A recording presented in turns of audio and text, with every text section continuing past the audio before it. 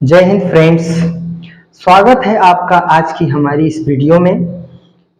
इसकी पहले वाली वीडियो में हमने आपको बताया था कि सेंटेंस के दो पार्ट होते हैं। आपको हम याद दिला दें कि सेंटेंस के दो पार्ट हमने आपको बताया था, सब्जेक्ट एंड प्रेडिकेट। पिछले वीडियोज में हम सब्जेक्ट समझ चुके हैं। आज की इस वीडियो में हमें प्रेडिकेट समझना है। What is predicate? प्रेडिकेट क्या होता है? प्रेडिकेट का मतलब क्या होता है समझते हैं।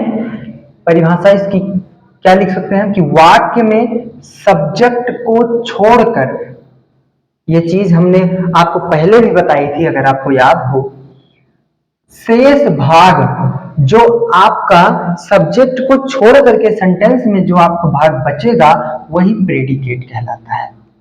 मीन्स एक सेंटेंस में सब्जेक्ट को छोड़ दिया जाए तो जो भाग बचता है उस भाग को ही प्रेडिकेट यानी कि विधेय कहते हैं। दूसरे तरीके से अगर हम इसको समझें तो कर्ता के विषय में जो ज्ञात होता है, जो हमें नॉलेज मिलता है उस सेंटेंस में सब्जेक्ट के बारे में या कहा जाए उसे विधेय कहते हैं। मीन्स सब्जेक्ट के बारे में सेंटेंस में जो कुछ कहा जाए या जो कुछ भी जानकारी प्राप्त हो हमें, उसी को हम विधेय कहते हैं, प्रेडिकेट कहते हैं।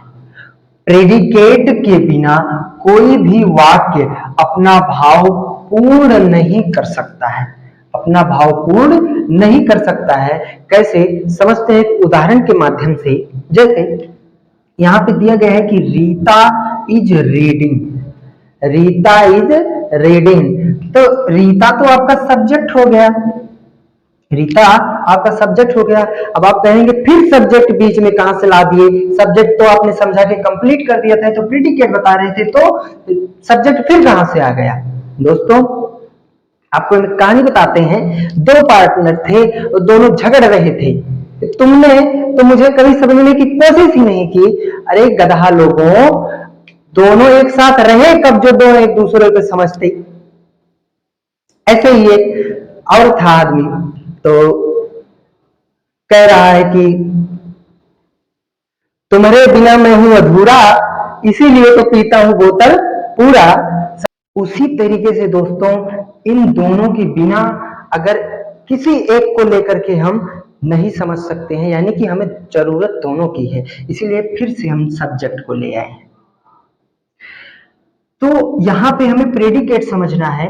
प्रेडिकेट क्या होगा? कह रहा है कर्ता को छोड़ करके वाक्य में जो कुछ भी बचे वो प्रेडिकेट। तो ये हो गया आपका कर्ता, बाकी जो बच रहा है ये हो गया प्रेडिकेट। ये आपका प्रेडिकेट हो गया। लीजिए, सो सिंपल। आशा करते हैं कि आपको प्रेडिकेट समझ में आया होगा। इसके आगे हम समझते हैं कि प्रेडिकेट में भी इसके बहुत सारे पार्ट्स होते हैं, उसको भी समझते हैं। साथियों, विधेय को 3 पार्ट्स में डिवाइड किया गया। कितने पार्ट्स में? 3 पार्ट्स में, 3 भागों में इसको बांटा गया। पहला है वर्ब, दूसरा है ऑब्जेक्ट एंड तीसरा आपको मिल जाएगा यहाँ पर कॉम्प्लीमेंट। इन तीनों का मतलब क्या होता है, वाक्य में कैसे इसका यूज होता है, कैसे इसको पहचानेंगे, समझते हैं ध्यान से हम एक उदाहरण के माध्यम से। एक उदाहरण के माध्यम से दो दोस्त थे दोस्तों।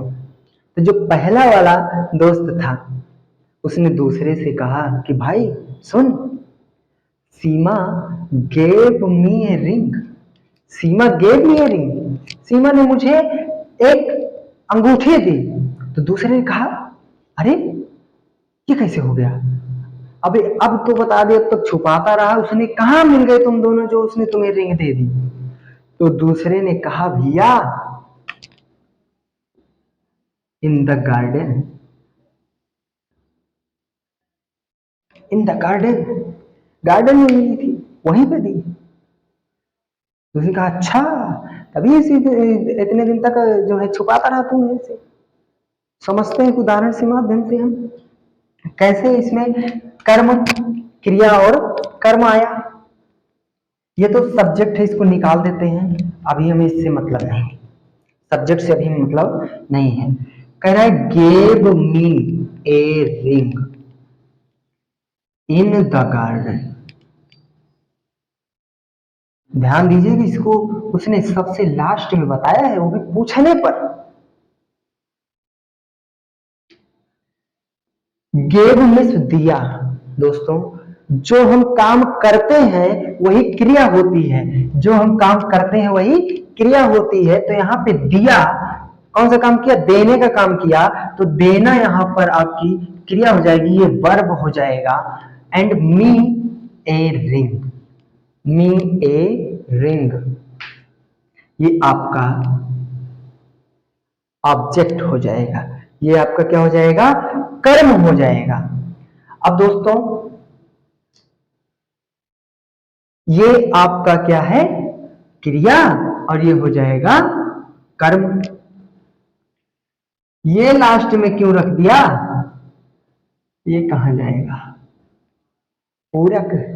उसको शंका हुई, उसने पूछा कहां दिया, तो इसने बताया कि इन द गार्डन, यानी कि बात को पूरा किया है, इसलिए ये हो जाएगा पूरक। इसीलिए इसको कॉम्प्लीमेंट या पूरक के नाम से जानते हैं। आशा करते हैं कि यह तीनों आपको समझ में आ गया होगा। समझते हैं विस्तार से। काइंड्स ऑफ वर्ब, क्रिया के प्रकार। क्रिया कितने प्रकार की होती है दोस्तों? 4 प्रकार की। क्रिया आपकी 4 प्रकार की होती है। कौन कौन सी है? Transitive verb, intransitive verb, linking verb and auxiliary verb. Auxiliary verb को भी हम हेल्पिंग वर्ब के नाम से भी जानते हैं। इन सब की हिंदी क्या होगी? सकर्मक क्रिया, अकर्मक क्रिया, संयोजक क्रिया एंड सहायक क्रिया। समस्या ध्यान से है क्या, कैसे समझेंगे इसको हम? देखिए, यहाँ पे कह रहा है सकर्मक क्रिया, लिखा भी गया है कि जिसके पश्चात कोई कर्म आए, और अकर्मक जिसके पश्चात कोई कर्म ना आए। इसमें सा लगा हुआ है दोस्तों, यानी कि कर्मक ऐसी क्रिया जिसके साथ में, सा का मतलब साथ में कर्म आए, उस क्रिया को हम ट्रांसिटिव वर्ब या सकर्मक क्रिया कहेंगे। दूसरा अकर्मक, आ मीन्स नहीं होता है, आ मीन्स नहीं होता है, अर्थात वह क्रिया जिसके साथ या जिसके बाद में कर्म ना आए, उसको हम अकर्मक क्रिया या इंट्रांसिटिव वर्ब कहेंगे साथी। अगला आता है आपका linking verb. Linking, link means होता है जोड़ना, जो एक दूसरे को जोड़े, ऐसी क्रिया को हम क्या कहेंगे? लिंकिंग वर्ब कहेंगे, संयोजक क्रिया कहेंगे दोस्तों। लास्ट में आपका आता है हेल्पिंग वर्ब या ऑक्सिलरी वर्ब। हिंदी में हम इसको सहायक क्रिया करते हैं, जो कहते हैं, जो टेंस में पढ़ते समय हमारी ये सहायता करती है, इसको हम सहायक क्रिया के नाम से जानते हैं। अगला इसमें आपको आएगा काइंड्स ऑफ ऑब्जेक्ट, कर्म के प्रकार। कर्म आपके 2 प्रकार के होते हैं। कर्म 2 प्रकार के होते हैं, डायरेक्ट ऑब्जेक्ट, डायरेक्ट ऑब्जेक्ट और indirect object. Direct object and indirect object, यह निर्जीव वस्तुओं के लिए आता है। डायरेक्ट ऑब्जेक्ट किसके लिए आएगा? निर्जीव वस्तुओं के लिए। पेन है, वॉच है, स्टूल है, चेयर है, मेज है, इन सब के लिए क्या आएगा? ये आपका हो जाएगा डायरेक्ट, यानी कि direct object. And indirect object ये सजीव प्राणियों के लिए आता है, जैसे मी, ही, सी, इट, सी, सॉरी इट नहीं होगा, तो ये आपका हो जाएगा इनडायरेक्ट। इसके बाद आपका कॉम्प्लीमेंट आता है। कॉम्प्लीमेंट मतलब पूरक होता है। वाक्य के प्रेडिकेट भाग में, सेंटेंस का जो प्रेडिकेट पार्ट्स होता है, उसमें क्रिया और कर्म के बाद में पूरक का प्रयोग होता है। क्रिया और कर्म के बाद, यानी कि सबसे लास्ट में, सेंटेंस में सबसे लास्ट में अगर कोई चीज आती है तो वो होता है कॉम्प्लीमेंट। अब हम ये सारी चीजें समझ चुके हैं। सब्जेक्ट, प्रेडिकेट, सब्जेक्ट के पार्ट तो हमने देख ही लिया था इसी पहले वाली वीडियो में। फिर हमने प्रेडिकेट के पार्ट्स देखा। अब इसको हम एक टेबल के माध्यम से समझते हैं पूरा। सीमा gave me a ring in the garden, ये एक सेंटेंस दिया हुआ है, इसको हमने डिवाइड कर दिया है कि कौन सा वर्ड इसमें से किसका पार्ट है? Seema gave me a ring in the garden. Seema आपका यहां पर हो जाएगा सब्जेक्ट और गेव आपका वर्ब हो जाएगा। ब्रैकेट में लिखा है ट्रांसिटिव वर्ब। ट्रांसिटिव क्यों लिखा है? क्योंकि इस क्रिया के बाद में, इस वर्ब के बाद में ऑब्जेक्ट आ रहा है दोस्तों, इसलिए यह आपकी सकर्मक क्रिया यानी कि कर्म के साथ आई है, इसलिए इसको सकर्मक क्रिया बोलेंगे। एंड अगर इसके बाद में आपका ऑब्जेक्ट ना आया होता, सीमा गेव केवल लिख दिया होता, तब यहां पर आपका ये ट्रांसिटिव नहीं होता बल्कि इंट्रांसिटिव वर्ब हो जाता, यानी कि अकर्मक क्रिया हो जाती। इसके बाद यहाँ पे लिखा है नी, यहाँ पे दिया गया है कि इनडायरेक्ट ऑब्जेक्ट है। इनडायरेक्ट क्यों है हमने बताया था अभी, इसके पहले जस्ट बताया कि इनडायरेक्ट ऑब्जेक्ट जो है आपको सजीव प्राणियों के लिए आता है। तो मी कह रहा है, मी, जैसे वो अपने दोस्त को बता रहा था ना कि मुझे दिया एक रिंग, मुझे दिया, तो मुझे अपने आप को कह रहा है, तो वो तो सजीव हुआ, इसीलिए इसको हम क्या बोलेंगे? इनडायरेक्ट ऑब्जेक्ट बोलेंगे। एंड उसके बाद कह रहा है ए रिंग, एक अंगूठी दी, तो अंगूठी तो निर्जीव है, इसलिए इसको हम क्या कह देंगे दोस्तों? Direct object. उसके बाद लास्ट में उसने बोला था इन द गार्डन।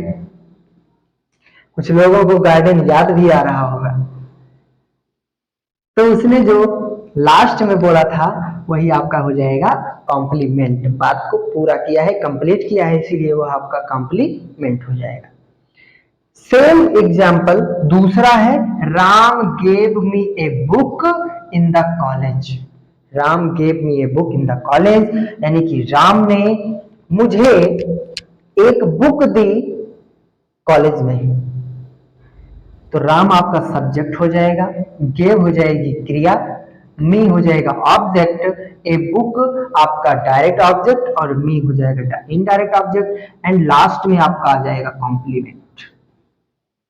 इस तरीके से हमारा ये एक सेंटेंस कंप्लीट हो जाता है इतनी चीजों से मिल करके। आशा करते हैं कि ये सारी चीजें आपके समझ में आई होंगी। आज की वीडियो में हम इतना ही समझते हैं। इसके बाद हम नेक्स्ट वीडियो में आपसे मुलाकात करते हैं। तब तक के लिए जय हिंद दोस्तों।